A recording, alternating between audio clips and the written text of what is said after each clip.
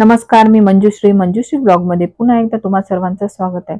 चला तर आज आपण फक्त 1 चमच तेलामध्ये परफेक्ट चिली पनीर कसं बनवायचं ते पाहूया. बरोबर ऐकलत, फक्त 1 चमच तेलामध्ये. बरं कसं काय शक्य आहे? तर चला आपण व्हिडिओमध्ये नक्कीच पाहणार. परंतु त्या अगोदर तुम्हाला सुद्धा चिली पनीर बनवताना तुमचं सुद्धा पनीर जे ते रबरी होतं. वरती जे कोटिंग केलं ते सुद्धा अगदी असं चिवट होतं. मग हे प्रॉब्लेम का बरं होतात हे सुद्धा आपण व्हिडिओमध्ये नक्कीच शेअर करणार आहोत. त्यामुळे व्हिडिओला जास्तीत जास्त शेअर करा. शेवटपर्यंत पाहायला अजिबात विसरू नका आणि लाईक आणि शेअर, सबस्क्राईब करायला तर अजिबात विसरू नका. कारण आपल्या रेसिपी अगदी परफेक्ट आणि सोप्या पद्धतीने बनवलेल्या असतात. तर बघू शकता तुम्ही अगदी परफेक्ट झालेला आहे. सगळीकडे जे आहे ते ग्रेव्ही छान कोटिंग झालेली आहे. आणि इथे मी जे ते ड्राय बनवलेलं आहे. एकदम जास्त आपल्याला ग्रेव्ही बनवलेली आहे. तर सगळ्यात पहिले जे आहे ते इथे मी 200 ग्रॅम पनीर घेतलं. त्याचे छोटे-छोटे कट करून घेतले. अगदी छोटे पण नाही आणि मोठे पण नाही. मीडियम साईजचे मी ते क्यूब करून घेतले. जेणेकरून आपल्याला त्याला मसाला लावायला आणि त्यानंतर आपल्याला शॅलो फ्राय करायला सोपं जाईल. त्यानंतर मी इथे 1 चम्मच जे ते अद्रक आणि लसूण घेतलेला साधारण जाडसर कुटून आणि ते टाकलं.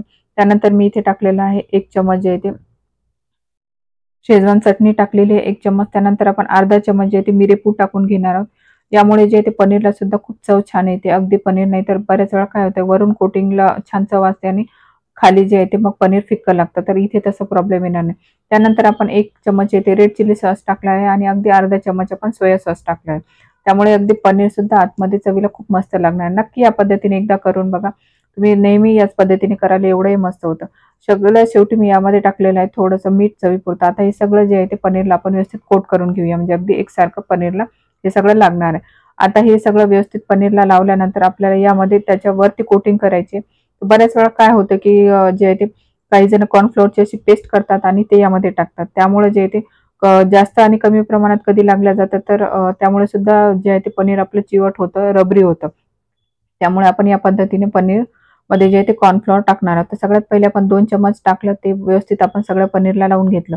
आता इथे मला थोडंसं जे आहे ते अगदी ओलसर वाटलं म्हणून मी परत अजून 1 चम्मच यामध्ये कॉर्नफ्लोअर टाकलेलं आहे. मग अगदी जास्त जरी टाकलं तरी सुद्धा त्याचा एक कोट तयार होतो आणि मग ते फ्राय करताना किंवा शॅलो फ्राय करताना अगदी चिवट होतं.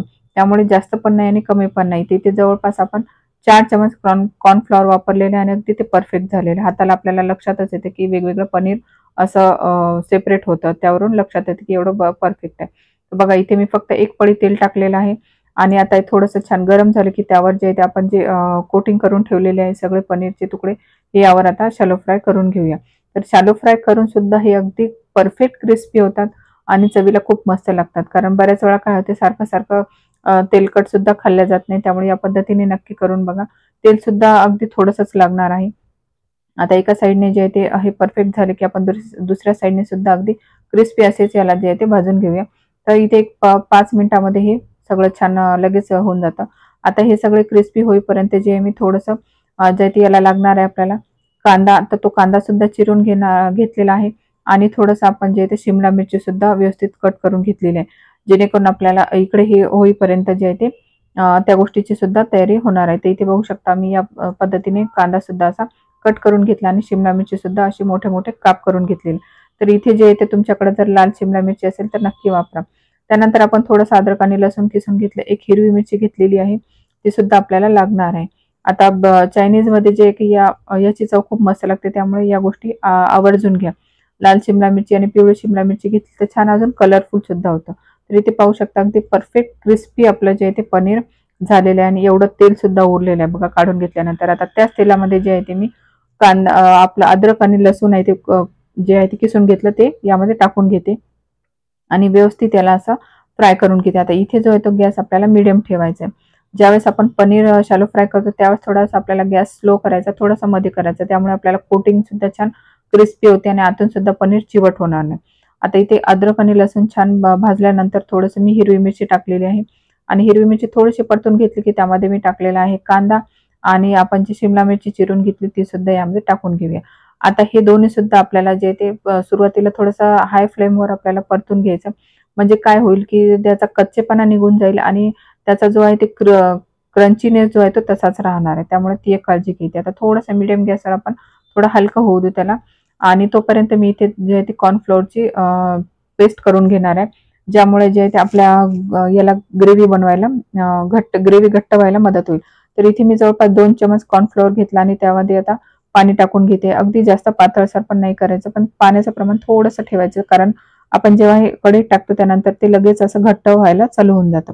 आपल्याला जर असं वाटलं जास्तच घट्ट झालं तर वरतून थोडंसं पाणी टाकायचं अंदाजे, आणि त्याच्यानुसार आपल्याला ते थोडंसं पातळ घट्टसर करू शकतो. तर इथे कांदा आणि सगळं आपलं छान भाजल्यानंतर मी इथे अर्धा चमच परत मिरेपूड टाकले, 1 चमच येते शेजवान चटणी टाकली, परत 1 चमच यामध्ये जे ते रेड चिली सॉस टाकलेला आहे.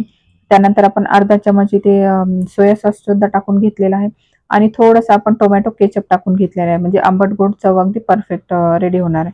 तर आता हे सगळं टाकल्यानंतर सगळ्यात शेवटी मी यामध्ये 1 चमच जे ते व्हिनेगर टाकणार आहे. हे नक्की टाका, यामुळे चव खूप मस्त लागते अगदी. आता इथे बघा, आता हे छान झाल्यानंतर परत एकदा थोडंसं मी ते मिक्स करून घेते, म्हणजे जेणेकरून हे मसाले सगळे शिमला मिरची आणि कांद्याला व्यवस्थित लागणार आहे. आता हे झाल्यानंतर आपण जे काही पेस्ट तयार करून घेतली होती कॉर्नफ्लोअरची, ती यामध्ये टाकून घेऊया. तर इथे मी ग्रेव्ही जी आहे ते जास्त करणार नाही, त्यामुळे थोडीशी कमी पेस्ट केलेली आहे. तुम्हाला जर ग्रेव्ही जास्त करायची असेल तर कॉर्नफ्लोअरची पेस्ट थोडीशी वाढवू शकता. तर बघू शकता तुम्ही इथे आता टाकल्यावर लगेच याला घट्टपणा येतो. त्यानंतर आपल्याला अंदाजे थोडंसं, म्हणजे मला इथे अर्धी वाटी थोडंसं जास्त पाणी टाकलं. बघा घट्टसरपणा अगदी परफेक्ट आला, आणि त्यानंतर मी यामध्ये थोडंसं जे आहे ते मीठ टाकून घेतलं चवीनुसार, आणि हलकासा मला मसाले थोडेसे कमी वाटले टेस्ट केल्यानंतर, तर म्हणून मी रेड चिली सॉस आणि मिरेपूड जी आहे ती थोडीशी जास्त वाढवली. तर इथे बघू शकता थोडासा अंदाज घ्यायचा आणि त्यानुसार आपण जे आहे ते पाणी वापरायचं. त्यानंतर आता हे परफेक्ट झाल्यानंतर मी यामध्ये आपण जे पनीर घेतले होते शॅलो फ्राय करून, ते यामध्ये टाकून घेणार आहे, आणि अगदी 2 मिनिटं याला परतून घ्यायचं, म्हणजे जो काही ग्रेव्ही आहे ती सुद्धा याला लागणार आहे. जास्त वेळ परतायचा नाही, नाहीतर ते क्रिस्पीनेस त्याचा निघून जातो. आणि अगदी गरम-गरम खायला घ्यायचं. बघा किती सोपी पद्धतीने आपण बनवलेलं आहे आणि अगदी परफेक्ट आहे. यामध्ये आपण अजिबात अजिनोमोटो वापरला नाही. बाहेर तुम्ही हॉटेलमध्ये खाता किंवा कुठे जरी खाल्लं तरी तिथे टेस्टसाठी म्हणून ते अजिनोमोटो वापरतात, आणि ते आपल्या तब्येतीसाठी चांगलं नसतं. त्यामुळे प्रयत्न करा घरी करण्याचा, आणि अगदी परफेक्ट रेसिपी असतात. तुम्हाला सुद्धा नक्की जमतील एकदा एकाच प्रयत्नामध्ये. इतक्या सोप्या पद्धतीने मी सांगण्याचा प्रयत्न करते. चला तर तुम्ही सुद्धा नक्की करून बघा, आणि रेसिपी आवडली असेल तर लाईक, शेअर, सबस्क्राईब करायला अजिबात विसरू नका. भेटूया पुढच्या अशाच सुंदर व्हिडिओसोबत. तोपर्यंत बाय बाय.